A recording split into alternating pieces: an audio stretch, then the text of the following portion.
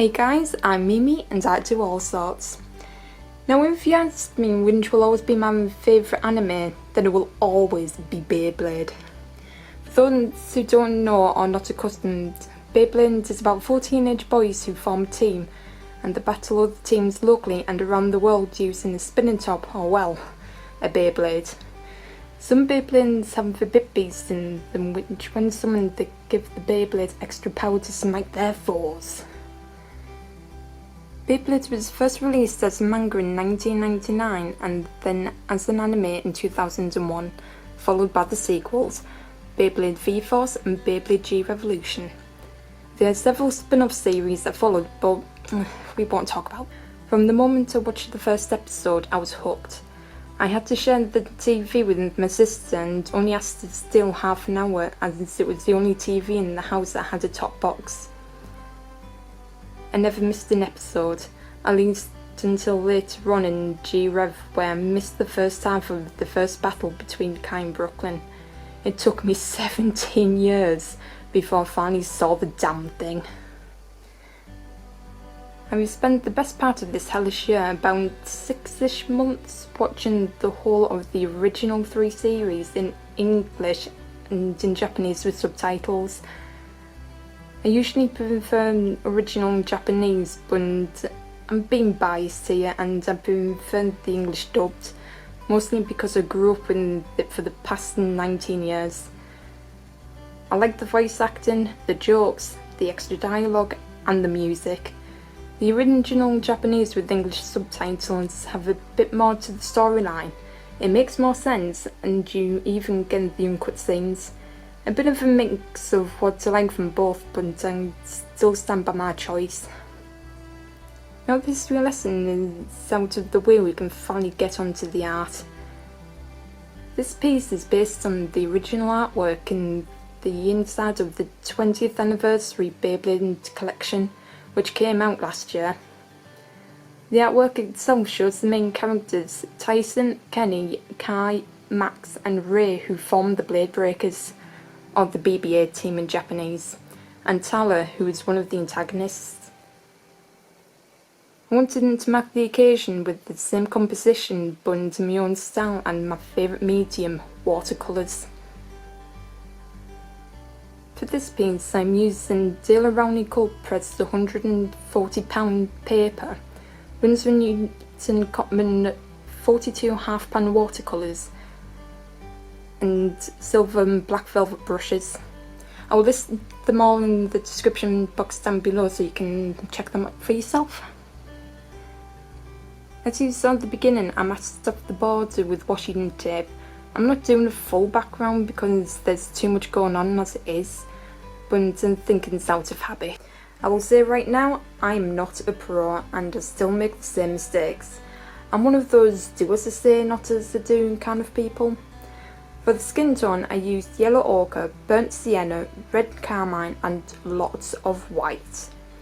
I tried varying the skin tones as there's a varied cast, but I still need a bit more practice it seems.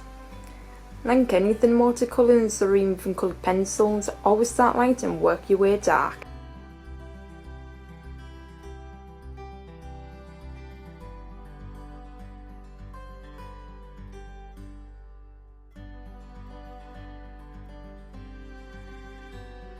I worked my way light to dark on every part I worked on. For his skin I must have worked on at least 5 times during the course of the painting, but my paper was starting to disintegrate halfway through so I had to leave it. You can see that I've left his hair, as in it is black in the anime, so I will leave that for the absolute end. The last thing you want is to have black bleeding over your lights. It is very annoying leaving such a big area because you want to see him before the other parts need to be worked on more. Max. Ugh. A thick black X on his face would have been quicker and looked nicer than how he ended up. Yellow and green are most likely the 2 colours I can't stand to shade, and it definitely shown.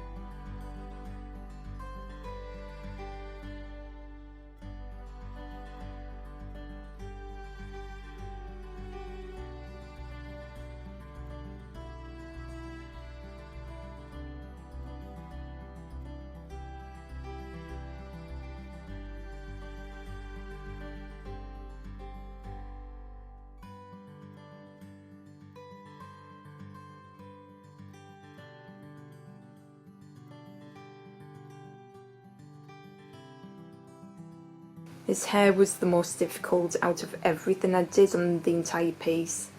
I should have stopped at the version you see here, because as soon as I added the dark shadows, that's when the trouble started. I pretty much spent a week trying to fix his hair off camera. I tried lifting the colours, I tried gouache, I lifted again, and I gave up and left it, as you will see later on. It was pretty much at this point I was ready to give up and start over, but I didn't.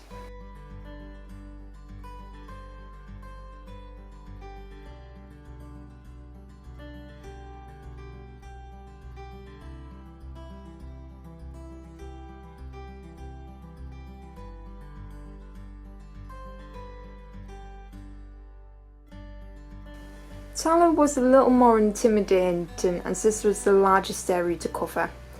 I did find his head difficult to shade because his hair points out in the sides, so I couldn't tell where to put the shadows. I think he overdid the shading, and I went back in later to try to fix it. I added more shading and touch-ups off camera, as well as going back and forth to fix the mess that was Max's hair.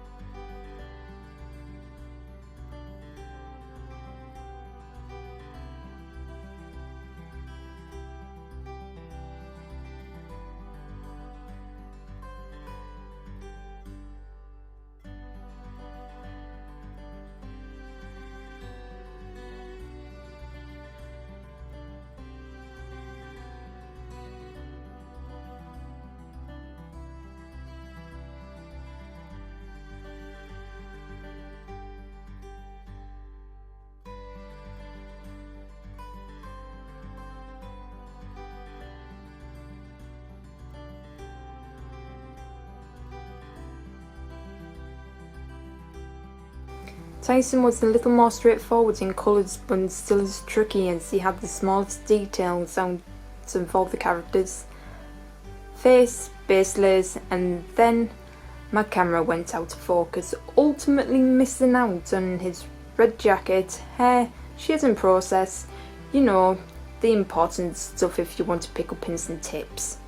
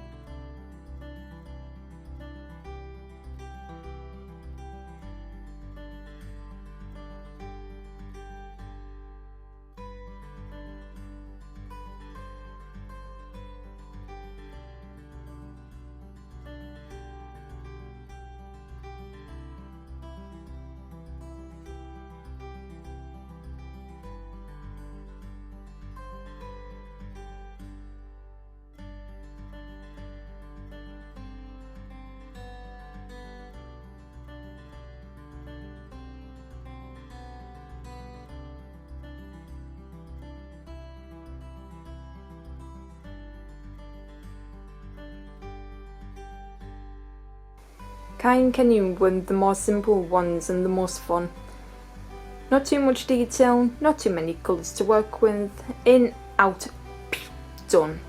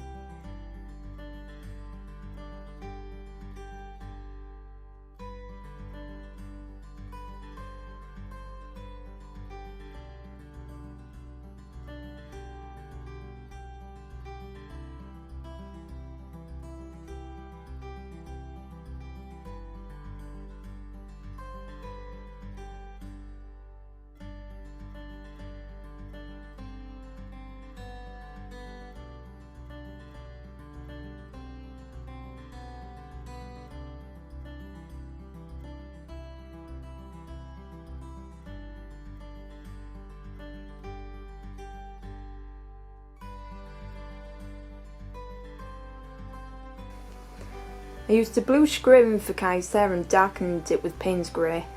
Most of him was hidden, so I didn't have to worry too much about getting the shadows in.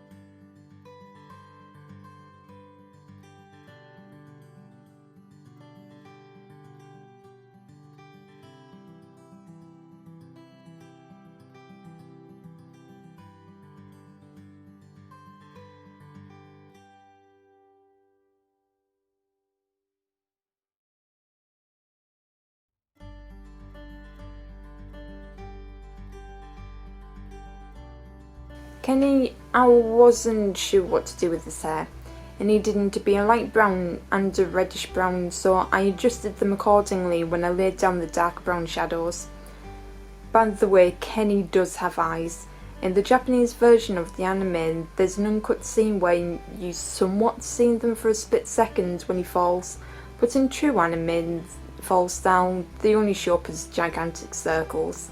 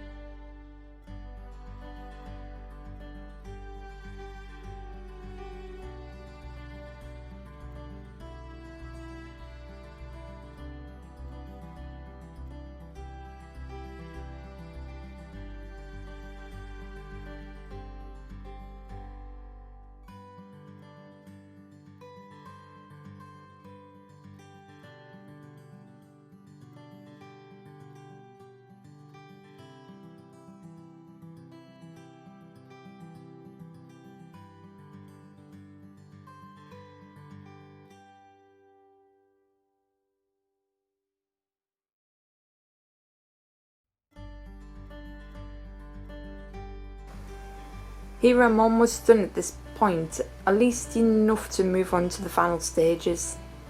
Here I'm going back to Ray to do his hair. I'm using a mid-tone grey for the base and for the darker tone, Payne's grey.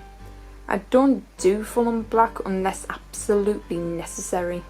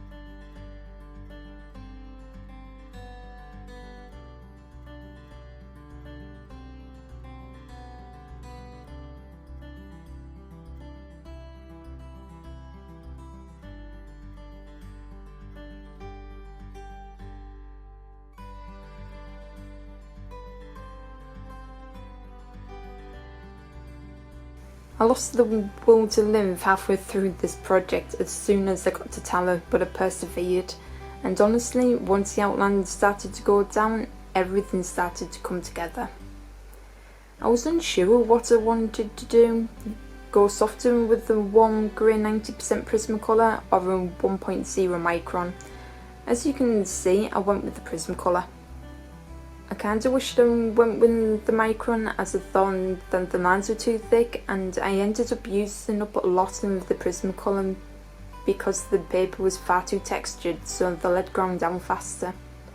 I've been looking at it for a few days while editing this, and it's not too bad. At least it made the whole image pop, and that's the main thing.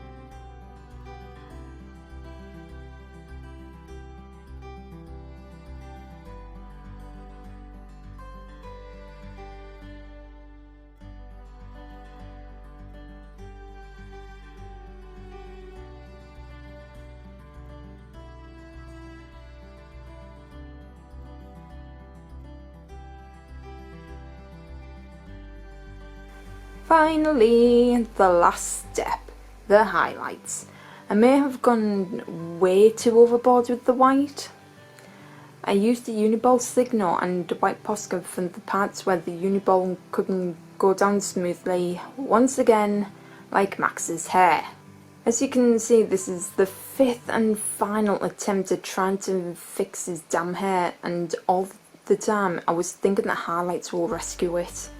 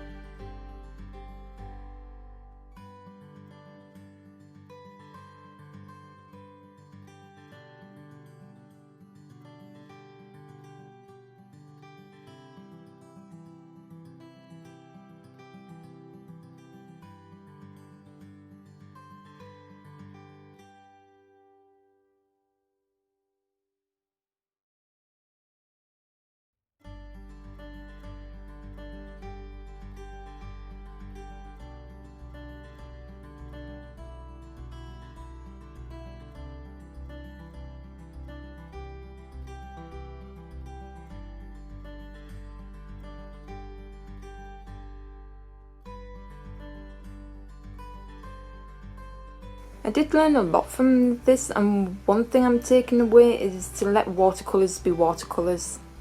I pretty much blocked out every colour and made everything so opaque. If I wanted to do block colouring, I would have used Copics instead. Like I said, I'm not a pro, I do this for fun, but hey, we live and learn. Well, I hope you enjoyed my video and learnt something, whether it's not to do what I do, and in all honesty, I wouldn't. A huge thanks to Takao Aoki for bringing Beyblade into my life. I'm sorry if I butchered his name. With that said, thank you for watching, and I'll see you guys in the next video.